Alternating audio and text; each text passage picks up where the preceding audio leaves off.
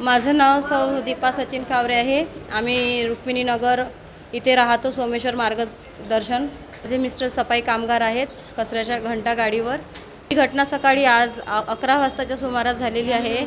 बाजूच्या घरून ती मुलगी आपल्या घरी येत होती, लगेच तो कुत्रा आला आणि त्या कुत्र्याने तिच्यावर असं म्हणजे एवढं हे केलं की तिला खाली पडून तिच्या अंगावर झोपला आणि तिला पूर्ण तिचा चेहरा उद्ध्वस्त करून टाकला।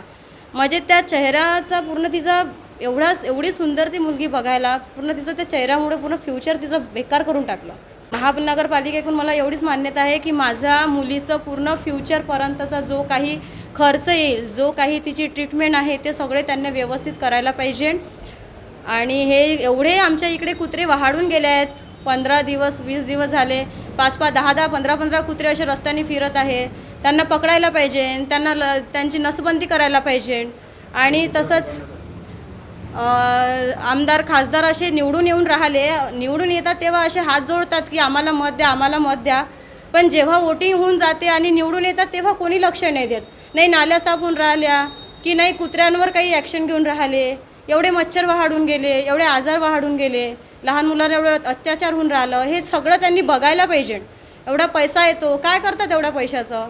नगरसेवकाशी माझा काही कॉन्टॅक्ट नाही आहे, पण मला नगरसेवकाचं नाव माहिती आहे। आमच्या इकडे एक नूतन भुजाडे म्हणून आहेत, हमालपुऱ्यातली, आणि तिचाच एरिया येतो तो सगळा।